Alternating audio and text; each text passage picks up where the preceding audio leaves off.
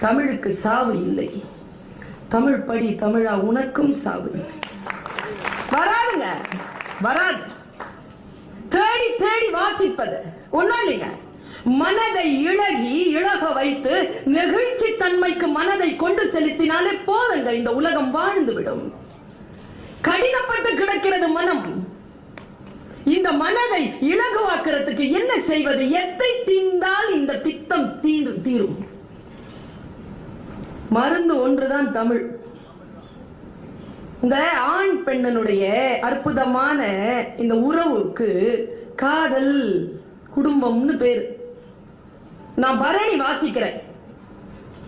வாசிக்கிட்டே இருக்கும் பொழுது ஒரு காட்சி வருதுங்க. உண்மையோ பொய்யோ, கவிதா தானே, உண்மையோ பொய்யோ, மனத அப்படி ஒரு அசைவு அசைச்சிருது இல்ல. ஒரு குழந்தை சிரிச்சா நாமளும் சிரிக்க